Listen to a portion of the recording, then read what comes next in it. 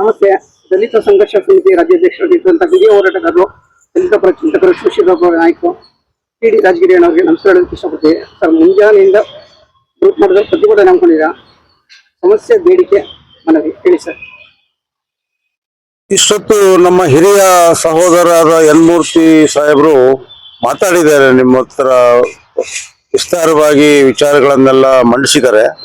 ಅದಕ್ಕೆ ಪೂರಕವಾಗಿ ನಾನು ಹೇಳುವಂಥದ್ದು ಬಹುತೇಕ ಮಟ್ಟಿಗೆ ಏನು ಉಳಿದಿಲ್ಲ ಅಂದ್ಕೊಂಡಿದ್ದೀನಿ. ಆದರೂ ಒಂದು ಮಾತು ಏನಂದ್ರೆ, ಈ SC/ST ಅಟ್ರಾಸಿಟಿ ಪ್ರಿವೆನ್ಷನ್ ಆಕ್ಟ್ ಏನಿದೆಯಲ್ಲ, ಈ ಆಕ್ಟ್ ಬಗ್ಗೆ ಈ ಸಮಾಜ ಕಲ್ಯಾಣ ಇಲಾಖೆಯಲ್ಲಿರ್ತಕ್ಕಂಥ ಯಾವುದೇ ಅಧಿಕಾರಿಗಳಿಗೆ 10% ಜ್ಞಾನನೂ ಕೂಡ ಇಲ್ಲ ಅಂತ ನನ್ನ ಅನುಭವದಿಂದ ನನಗೆ ಗೊತ್ತಾಗಿದೆ. ಯಾಕೆ ಅಂದ್ರೆ, ಈ ಆರ್ಟಿಕಲ್ 15(1) ಅಂತ ಒಂದಿದೆ ಅದರಲ್ಲಿ, ಅಟ್ರಾಸಿಟಿ ಪ್ರಿವೆನ್ಷನ್ ಆಕ್ಟ್ ಅಲ್ಲಿ. ಅದು ಏನು ಹೇಳುತ್ತೆ ಆ ಆಕ್ಟ್ ಅಲ್ಲಿ ಅಂತಂದ್ರೆ, ಈಗ ಆರ್ಥಿಕವಾಗಿ ಸಾಮಾಜಿಕವಾಗಿ ಬಹಳ ದೌರ್ಬಲ್ಯಕ್ಕೊಳಗಾಗಿರ್ತಕ್ಕಂಥ ಅಸ್ಪೃಶ್ಯ ಸಮಾಜದವರು ಪರಾವಲಂಬಿಗಳಾಗಿ ಬದುಕ್ತಿರೋದ್ರಿಂದಲೇ ಇವ್ರ ಮೇಲೆ ದೌರ್ಜನ್ಯ ನಡೆಯುತ್ತೆ ಅನ್ನುವಂತ ಒಂದು ಇಂಟೆನ್ಷನ್.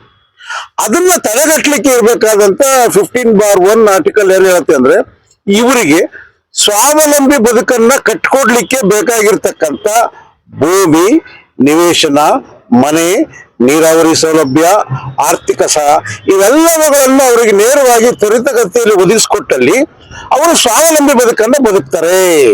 ಅವಾಗ ಇವ್ರ ಮೇಲೆ ಯಾವುದೇ ರೀತಿಯ ದೌರ್ಜನ್ಯಗಳಾಗಲ್ಲ ಅನ್ನುವಂತ ಉದ್ದೇಶ ಆ ಕಾಯ್ದೆಯಲ್ಲಿದೆ.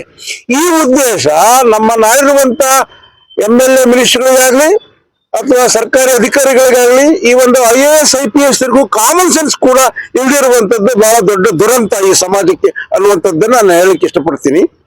ಇವೆಲ್ಲವನ್ನು ಹೊರತುಪಡಿಸಿಯೂ ಕೂಡ ಈ ಸಂತ್ರಸ್ತರು, ಅವರ ಕುಟುಂಬದ ಸದಸ್ಯರು ಹಾಗೂ ಅವರ ಅವಲಂಬಿತರಿಗೆ ರಿಹಾಬಿಲಿಟೇಷನ್, ಪುನರ್ವಸತಿ ವ್ಯವಸ್ಥೆಯನ್ನ ಮಾಡಲೇಬೇಕು ಅನ್ನುವಂತ ಒತ್ತಾಯವನ್ನ ಈ ವೇದಿಕೆ ಮೂಲಕ ನಾವು ಇವತ್ತು ಸಮಾಜ ಕಲ್ಯಾಣ ಇಲಾಖೆ ಅಧಿಕಾರಿಗಳಿಗೆ ಮತ್ತು ಮಂತ್ರಿಗಳಿಗೆ ಮುಟ್ಟವಾಗಿ ಹೇಳಿದೀವಿ. ಅವರು ಹಾಗೆ ನಮ್ಮ ಸಹೋದರರು ಮೂರ್ತಿ ಅವರು ಹೇಳಿದಂಗೆ 27ನೇ ತಾರೀಕು ಆದ್ಮೇಲೆ ಒಂದು ಸಭೆ ಕರೆದು ಒಂದು ಏನಾದ್ರು ತೀರ್ಮಾನ ತಗೊಳ್ಳಲ್ಲ ಅಂತ ಹೇಳಿದ್ದಾರೆ. ಆ ಆಶಾಭಾವನೆ ಇಟ್ಕೊಂಡು ನಾವು ಬಂದಿದೀವಿ. ನೀವು ಬನ್ನಿ ಸತ್ಯಾಗ್ರಹ ಟೆಂಟ್ಗೆ, ಫ್ರೀಡಂ ಪಾರ್ಕ್ಗೆ ಬಂದು ನಿಮ್ಮನ್ನೆಲ್ಲ ಉದ್ದೇಶ ಒಂದೆರಡು ಮಾತಾಡಿ ಹೇಳಿ ಅಂತ ಹೇಳಿದೀವಿ. ಅವರು ಇಟ್ಲ ಅಂದ್ರು, ಏನಿಲ್ಲಪ್ಪ ಬರಲೇಬೇಕು, ನೀವು ಬರೋರು ನಾವು ಎದರಲ್ಲ ಅಂತ ಹೇಳಿ ಬಂದಿದೀವಿ. ನೋಡೋಣ ಮುಂದಿನ ಹೋರಾಟದ ರೂಪುರೇಷೆಗಳ ಬಗ್ಗೆ ಯಾವ ಕಲರ್ ತಗೊಳುತ್ತೆ ಅಂತ ನಮ್ಮ ಹಿರಿಯ ಸಹೋದರರು ಅವ್ರ ಮಾರ್ಗದರ್ಶನದಲ್ಲಿ ಎಲ್ಲ ಮುಂದುವರಿಯೋಣ ಅಂತ ಹೇಳಿ ನಾನು ಈ ವೇದಿಕೆಯ ಮೂಲಕ ಈ ವಾಹಿನಿಯನ್ನು ನೋಡುವಂತ ಎಲ್ಲ ವೀಕ್ಷಕರಿಗೆ ನಾನು ಅಭಿನಂದನೆಗಳು ಹೇಳ್ತಾ ನನ್ನ ಮಾತನ್ನು ಮುಗಿಸ್ತೀನಿ. ಸರ್, ಇನ್ನೊಂದು ವಿಷಯ ಸರ್, ತಾವು ಇದೀರೋ ಈ ಒಂದು ವಿಷಯ ಪ್ರಸ್ತಾಪ ತಪ್ಪಿಲ್ಲ ಅನ್ಸುತ್ತೆ, ಬಹಳಷ್ಟು ಮೋಸ್ಟ್ ಆಫ್ ಸೀನಿಯರ್ ಇದ್ದೀರಾ ಸರ್. ಈಗ ಏನಿದೆಯೋ ಬಹಳಷ್ಟು ಪ್ರತಿಭಟನೆಗಳು ನಡೆದಾಗೆ ಬೇಗ ತ್ವರಿತವಾಗಿ ಸೂಕ್ತ ಸ್ಪಂದನೆ ಕೊಡ್ತಾರೆ ಸರ್. ಒಳ ಮೀಸಲಾತಿ ಜಾರಿಗೆ ಆಗಲಿಲ್ಲ, 2.5 ಲಕ್ಷ ಹುದ್ದೆಗಳು ಖಾಲಿ ಇದೆ. ಒಳ ಮೀಸಲಾತಿ ಜಾರಿಗೆ ಆಗದಿದ್ರೆ ಮುಂಚಿನ 56,000 ಹುದ್ದೆಗಳು ಭರ್ತಿ ಮಾಡದಿರೋದಕ್ಕೆ ತುಂಬಾ ಬಹಳ ಉತ್ಸುಕದಲ್ಲಿದ್ದಾರೆ. ಎಷ್ಟು ಮಟ್ಟಿಗೆ ಸರಿ ಸರ್ ಇದು? ಅದು ಒಳ್ಳೆ ಒಂದು ಹುನ್ನಾರ ಇದೆ. ಆ ಒಳ ಮೀಸಲಾತಿ ಜಾರಿಗೆ ತರುವಂತ ದಿಕ್ಕಿನಲ್ಲಿ ಈ ಆಡಳಿತ ನಡೆಸ್ತಿರುವಂತ ಮುಖ್ಯವಾಹಿನಿಯಲ್ಲಿರುವಂತ ರಾಜಕಾರಣಿಗಳು ಮತ್ತು ಅಧಿಕಾರಿಗಳ ಮಧ್ಯೆ ಒಂದು ಹುನ್ನಾರ ಇದೆ. ಒಳ ಮೀಸಲಾತಿಯ ಉದ್ದೇಶನೇ ಅರ್ಥ ಆಗಿಲ್ಲ ನಮ್ಮ ಸಮಾಜ ಕಲ್ಯಾಣ ಮಂತ್ರಿ ಮಾದೇವಪ್ಪರಿಗೆ. ಹಿಂದೆ ಯಾವ ಸಿಸ್ಟಮ್ ಇತ್ತು ಆ ಸಿಸ್ಟಮ್ ನಲ್ಲೇ ನಾವು ನೇಮಕಾತಿ ಮಾಡ್ತೀವಿ ಅಂತ ಹೊರಟಿದ್ದಾರೆ. ಅದು ನಿಲ್ಲಬೇಕು. ಒಳ ಮೀಸಲಾತಿ ಜಾರಿ ಮಾಡಿನೇ ಈ ಏನ್ ತರ ಕೊಟ್ಟಿದ್ದಾರೆ ಅದನ್ನ ಜಾರಿಗೆ ತರಬೇಕು ಅನ್ನುವಂಥದ್ದು ನಮ್ಮ ಆಗ್ರಹ ಪೂರ್ವಕವಾದ ಒತ್ತಾಯ. ಬಹಳಷ್ಟು ತುಂಬಾ ಖುಷಿಯಾಗಿ 56,000 ಹುದ್ದೆಗಳನ್ನ ಭರ್ತಿ ಮಾಡೋದು ರೆಡಿ ಇದ್ದಾರೆ. ಬಟ್ ಏನು ಅಂದ್ರೆ ತಾವುಗಳು ಏನ್ ಹೇಳ್ತೀರಾ, ಒಳ ಮೀಸಲಾತಿ ಜಾರಿಗೆ ಆದ್ಮೇಲೆ ಹುದ್ದೆ ಭರ್ತಿ ಮಾಡಿ ಏನು ಅಭ್ಯಂತರ ಇಲ್ಲ ಅಂತ. ಇದು ಮೀಸಲಾತಿ ಜಾರಿಗೆ ತರಲಿಕ್ಕೆ ಮುಂಚೆನೆ ಹುದ್ದೆ ಭರ್ತಿ ಮಾಡಕ್ಕೆ ಇದು ಮಾಡ್ತಾ ಇದಾರೆ ಸರ್. ಅದೇ ನಾನು ಹೇಳಿದೆ ಆಗ್ಲೇ, ಹುನ್ನಾರ ನಡೆಯಲ್ಲ, ನಡೆಯಕ್ಕೂ ನಾವು ಬಿಡಲ್ಲ. ಒಳ ಮೀಸಲಾತಿಯನ್ನ ಜಾರಿಗೊಳಿಸಿನೇ ಹುದ್ದೆಗಳನ್ನ ಭರ್ತಿ ಮಾಡಬೇಕು. ಅದು ಮಾಡಲಿಲ್ಲ ಅಂದ್ರೆ ಮಾದೇವಪ್ಪನ ಕುರ್ಚಿ ಖಾಲಿ ಮಾಡಿಸ್ತೀವಿ. ಇಷ್ಟು ನಾವು ನೇರವಾಗಿ ಹೇಳ್ಬಲ್ಲೆವು. ಬೇಕೇ ಬೇಕು.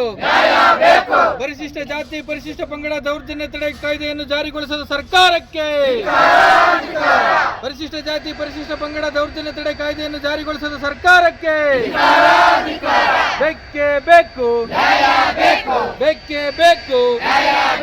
ದಲಿತರ ಗೋಳು ಕೇಳದ ಸರ್ಕಾರಕ್ಕೆ, ಶೋಷಿತರ ಗೋಳು ಕೇಳದ ಸರ್ಕಾರಕ್ಕೆ, ಬಡವರ ಗೋಳು ಕೇಳದ ಸರ್ಕಾರಕ್ಕೆ ಬೆಕ್ಕೆ ಬೇಕು ಬೆಕ್ಕೆ ಬೇಕು ಎಲ್ಲಿವರೆಗೆ ಹೋರಾಟ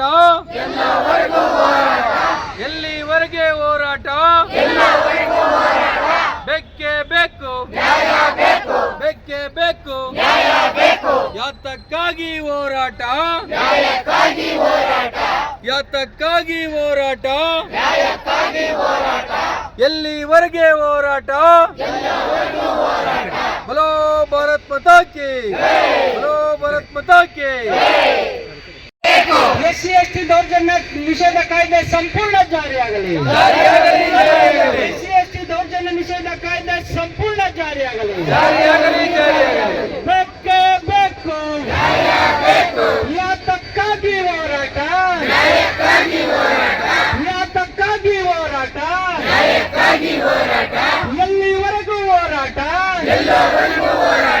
ಎಲ್ಲಿವರೆಗೂ ಹೋರಾಟ ಬರಲೇಬೇಕು ಅಂತ ಮಹದೇವಪ್ಪನವರು ಬೇಕೇ ಬೇಕು ಬೇಕೇ ಬೇಕು ಎಸ್ಸಿ ಎಸ್ಟಿ ದೌರ್ಜನ್ಯ ನಿಷೇಧ ಕಾಯ್ದೆ ಸಂಪೂರ್ಣ ಜಾರಿಯಾಗಲಿ